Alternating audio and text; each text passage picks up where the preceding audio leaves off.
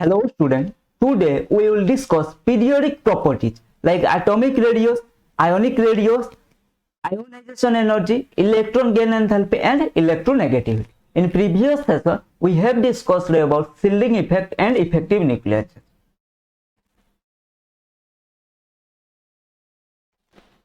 Okay पहले शुरू करते हैं हम एटॉमिक रेडियस से। ठीक है, ये थ्री टाइप्स का होता है, covalent radius, metallic radius and van der Waals radius. ठीक है, कोवैलेंट रेडियस क्या है? कोवैलेंट रेडियस पहले देखते हैं। कोवैलेंट रेडियस मींस इसका मतलब सिंगल रेडियस, सिंगल होगा अगर उसको हम बोलेंगे रेडियस। ठीक है, अगर प्लूरल होगा उसको बोलते हैं रेडियाई। ठीक है, covalent radii can be defined as half the distance between the center of two nuclei of the same atom bonded by a single covalent bond. For example, देखो half of the center of the two nuclei bonded by two nuclei of same atom bonded by covalent bond. तो इसका half को हम, इसका half यहां से यहां तक, इसका हाफ को हम बोलते हैं कोवैलेंट रेडियाई। ठीक है, ठीक है। Generally non metals form covalent bond, तो covalent bond generally non metal मतलब फॉर्म करते हैं। ठीक है, and units of covalent radii either PA and angstrom. PA मतलब पिकोमीटर एंड आर्मस्ट्रॉन्ग, जो इसको ऐसे जो रिप्रेजेंट करते हैं। ठीक है, देखो ये है सेंटर ऑफ, ये है centre of two covalently bonded atom. ठीक है, इसका हाफ, अगर मैं इसको डी लूंगा तो कोवैलेंट रेडियस कितना होगा? d/2। ठीक है, समझ में आया? कोवैलेंट रेडियस क्या है भाई? Two same atom covalently bonded होगा, उनका सेंटर का रेडियस का half.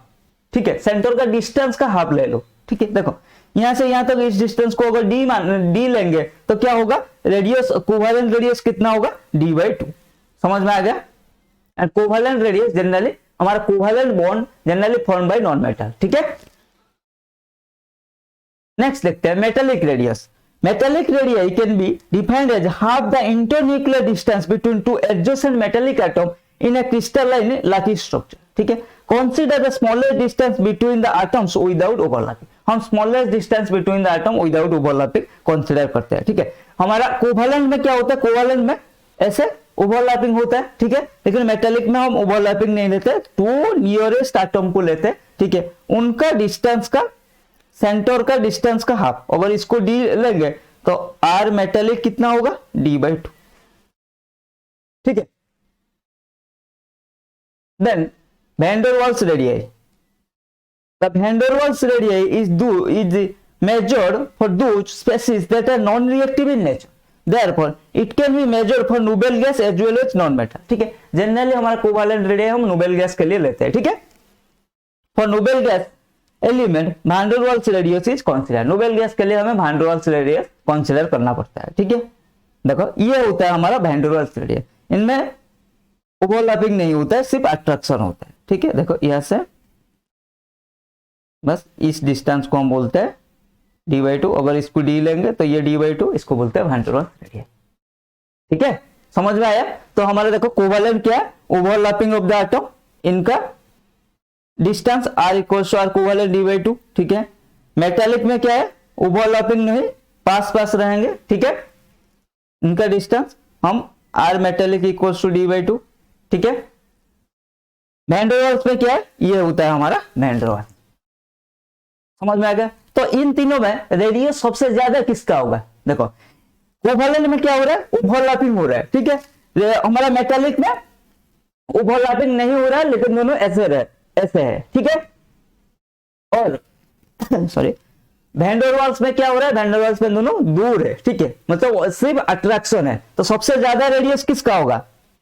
Radius of van der Waals greater than radius of metallic greater than radius of covalent. ये काफी बार क्वेश्चन आता है। ठीक है, याद रखना वैन डर वाल्स रेडियाई सबसे ग्रेटर, मतलब उसका लेंथ ज्यादा होता है compare to metallic then compare to covalent. ठीक है, इसको याद कैसे रखोगे? देखो ये है तुम एंड तुम्हारा गर्लफ्रेंड। ठीक है, कोवैलेंट बॉन्ड, ओवरलैपिंग। ठीक है, देन मेटालिक बॉन्ड क्या है? तुम एंड तुम्हारा गर्ल बेस्ट फ्रेंड, ठीक है, गर्ल बेस्ट फ्रेंड, ठीक है, मतलब पास पास रहते हो, ठीक है। एंड वैन डर वाल्स क्या है, तुम प्लस तुम्हारा क्रॉस, ठीक है, सिर्फ दूर से अट्रैक्शन, ठीक है, पास आने का कोई चांस ही नहीं है, ठीक है, समझ गए। तो याद रखो भाई, वैन डर वाल्स रेडियस क्या है, तुम एंड तुम्हारा क्रॉस, दूर दूर से, फुल ऑफ अट्रैक्शन, सिर्फ दूर से अट्रैक्शन, ठीक है। तुम तुम्हारा गर्ल बेस्ट फ्रेंड, पास पास रहते हो, ठीक है, एंड तुम तुम्हारा गर्लफ्रेंड थोड़ा और क्लोज रहते हो। वैन डर वाल्स ये में क्या होता है, ओवरलैपिंग का मतलब क्या है, कोवैलेंट में क्लोज रहते हैं, ठीक है। तो तुम और तुम्हारा गर्लफ्रेंड थोड़ा ज्यादा क्लोज रहते हो, तुम और तुम्हारा बेस्ट फ्रेंड थोड़ा पास पास रहते हैं, मेटालिक में पास पास रहते हैं, ठीक है। एंड क्रॉस क्या है भाई, दूर से सिर्फ फोर्स ऑफ अट्रैक्शन, समझ में आ गया। तो अब ये ट्रिक याद रख लो भाई, याद रह जाएगा, ठीक है। तो सबसे ज्यादा किसका होता है, van der Waals, then metallic, then covalent, ठीक है। इसको याद रख सकते हो, बीएमसी होता है ना, बीएमसी, ठीक है, म्युनिसिपलिटी कॉर्पोरेशन, ठीक है, भुवनेश्वर म्युनिसिपलिटी कॉर्पोरेशन, ऐसा बीएमसी, ठीक है, काफी बार सुना होगा। तो इसको याद रखो, BMC, van der Waals, metallic, covalent, ठीक है। Then factors affecting atomic radius, पहला फैक्टर रखते हैं नंबर ऑफ सेल, ठीक है, पहला फैक्टर क्या है, नंबर ऑफ सेल।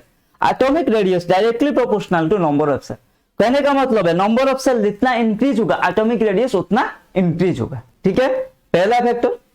दूसरा फैक्टर जेड इफेक्टिव, मतलब जेड इफेक्टिव क्या है, इफेक्टिव न्यूक्लियर चार्ज, उसको हम शॉर्ट में, न्यूक्लियर चार्ज को हम शॉर्ट में जेड के रिप्रेजेंट करते हैं, ठीक है। तो इफेक्टिव न्यूक्लियर चार्ज क्या है, जेड इफेक्टिव, ये शॉर्ट फॉर्म होता है उसका रिप्रेजेंटेशन का।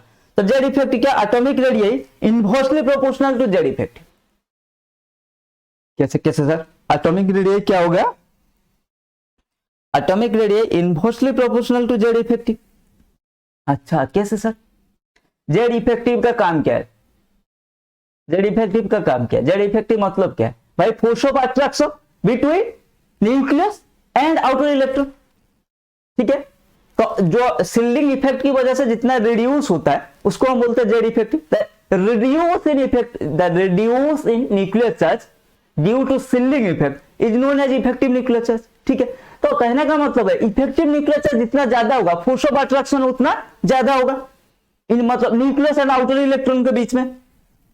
यस और नो, यस सर। सो जब जेड इफेक्टिव को इंक्रीज करा देंगे मतलब ज्यादा हो जाएगा तो अट्रैक्शन ज्यादा होगा, न्यूक्लियस एंड आउटर इलेक्ट्रॉन के बीच में अट्रैक्शन ज्यादा होगा। अट्रैक्शन ज्यादा होगा तो क्या होगा, नजदीकियां बढ़ेंगे, मतलब वो थोड़ा क्लोज आ जाएगा न्यूक्लियस का, ठीक है। अट्रैक्शन ज्यादा होगा तो क्लोज आ जाएंगे, सही है या नहीं। तो क्लोज आ जाएंगे तो क्या होगा, रेडियस डिक्रीज हो जाएगा, समझ में आ गया। तो इसीलिए जेड इफेक्टिव को हमारा एटॉमिक रेडियस जेड इफेक्टिव को इनवर्सली प्रोपोर्शनल, जेड इफेक्टिव जितना इंक्रीज होगा एटॉमिक रेडियस उतना डिक्रीज होगा, ठीक है। Then screening effect, atomic radius directly proportional to screening effect. देखो जितना ज्यादा स्क्रीनिंग इफेक्ट होगा इफेक्टिव न्यूक्लियर चार्ज उतना डिक्रीज होगा, यस और नो, यस सर। क्योंकि शिल्डिंग इफेक्ट जितना ज्यादा हो जाएगा मतलब रिपोल्शन, जो इनर इलेक्ट्रॉन आउटर इलेक्ट्रॉन का रिपोल्शन वो ज्यादा हो जाएगा तो इफेक्टिव न्यूक्लियर चार्ज क्या हो जाएगा, लेस हो जाएगा। तो इफेक्टिव न्यूक्लियर चार्ज लेस होगा मतलब क्या, एटॉमिक रेडियस इंक्रीज होगा। तो कहने का मतलब है screening effect directly proportional to atomic radius, क्योंकि स्क्रीनिंग इफेक्ट जितना ज्यादा इंक्रीज होगा क्या हो जाएगा, इफेक्टिव न्यूक्लियर चार्ज डिक्रीज हो जाएगा, मतलब force of attraction between nucleus and outer electron decrease हो जाएगा, इसकी वजह से रेडियस इंक्रीज होगा, ठीक है। तो थ्री फैक्टर्स क्या है, number of shell, number of shell, atomic radius directly proportional to number of shell, number of shell जितना इंक्रीज होगा एटॉमिक रेडियस उतना इंक्रीज होगा, ठीक है। Second factor effective nuclear charge, effective nuclear charge जितना increase होगा force of attraction between nucleus and outer electron उतना increase होगा, ठीक है। दैट्स व्हाई हमारा एटॉमिक रेडियस क्या होगा, डिक्रीज होगा, समझ में आ गया। Last one screening effect, screening effect जितना ज्यादा होगा force of attraction between nucleus and outer electron उतना लेस होगा। तो force of attraction between nucleus and outer electron अगर लेस होगा तो क्या होगा, हमारा रेडियस इंक्रीज होगा, ठीक है। देखो तो इसीलिए हमारा generally along a period on moving left to right क्या होता है, एटॉमिक रेडियस डिक्रीजेस, ऐसा क्यों होता है सर? ऐसा क्यों होता है, मतलब क्यों होता है? हमने फैक्टर पढ़ लिया क्या होता है। देखो यहाँ पे क्या होता है, एलोंग ए पीरियड क्या हुआ, प्रीवियस क्लास में मैंने बताया along a period effective nuclear charge increases. अरे along a period Z effective क्या होता है, इंक्रीजेस। ऐसा क्यों? ऐसा इसीलिए क्योंकि सेम सेल में देखो अगर हम कंसीडर करेंगे, देखो बोरॉन तो यहां का कंसीडर करेंगे, देखो बोरॉन का क्या आउटर इलेक्ट्रॉन 2s2 2p1, इसका क्या है 2s2 2p2, ठीक है। नाइट्रोजन का 2p3 आएगा, ऑक्सीजन का 2p4 आएगा, फ्लोरीन का 2p5 आएगा, नियोन का 2p6 आएगा, सॉरी 3p6, ठीक है, सॉरी 2p6, सॉरी 2p6 आएगा, ठीक है।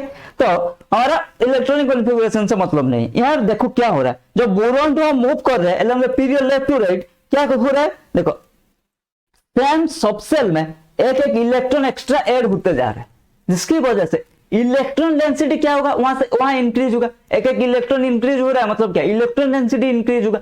अगर इलेक्ट्रॉन डेंसिटी इंक्रीज होगा तो attraction between nucleus and outer electron increase होगा, जिसकी वजह से जेड इफेक्टिव इंक्रीज होगा। जेड इफेक्टिव इंक्रीज होगा तो क्या होगा भाई, जेड इफेक्टिव इंक्रीज होगा तो एटॉमिक रेडियस डिक्रीज होगा। इसीलिए generally on moving left to right along a period atomic radius decreases, but chemistry है, एक्सेप्शन नहीं होगा, ऐसे कैसे चलेगा, नहीं चलेगा ना।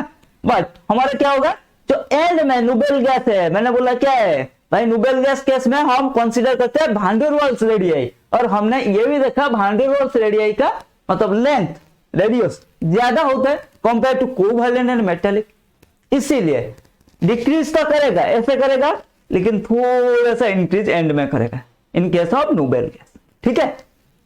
Along a period left to right ऐसे डिक्रीज करेगा, देन एस, ठीक है, मतलब ए से डिक्रीज करेगा, then as along the period on moving left to right, ठीक है, ठीक है।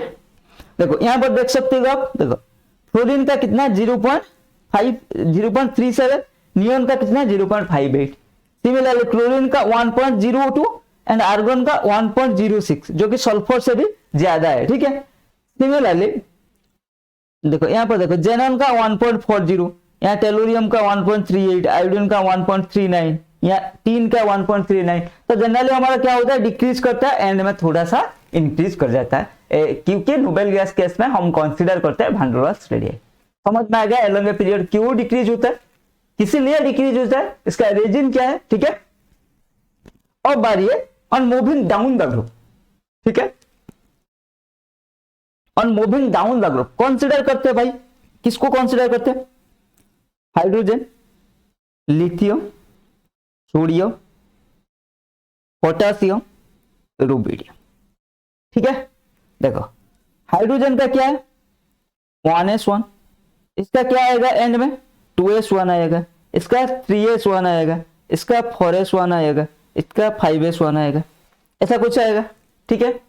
तो यहां पर क्या हो रहा है, देखो अब कंपेयर करो पीरियड का electronic configuration, outer electronic configuration and group का आउटर इलेक्ट्रॉनिक कॉन्फ़िगरेशन, कंपेयर करो। देखो पीरियड का क्या हो रहा था भाई, subshell same 2p 2p 2p 2p 2p 2p, ठीक है, 2p पहनाना नहीं है, ये 2p, ठीक है, p सबसेल 2p में ही इलेक्ट्रॉन ऐड होते जा रहा है 1 2 3 4 5 ऐसा करके, ठीक है, जैसे जैसे हम मूव करते जा रहे हैं लेफ्ट टू राइट, ठीक है, टुवर्ड्स राइट पीरियड, हमारा पीरियोडिक टेबल में राइट में जैसे जाते हैं, ठीक है, 1 2 3 ऐसा करके एक एक वही 2p में ही इंक्रीज हो रहा है, और नेक्स्ट में यहां कंसीडर करेंगे 3p में ही इंक्रीज हो रहा है, ठीक है। तो सेम सबसेल में इंक्रीज हो रहा था, ठीक है, लेकिन ग्रुप में क्या है, ग्रुप में देखो आउटर इलेक्ट्रॉन सबका सेम है 1 1 1 1, ठीक है, s1 s1 s1, यहां पर कंसीडर करें आउटर इलेक्ट्रॉन सबका 1 1 1 1 है, ठीक है, लेकिन सबसेल सेम है, यहां पे 1s है तो यहां पे 2s है, नंबर ऑफ सेल इंक्रीज हो रहा है, यहां पे 3s, यहां पे 4s, यहां पर 5s,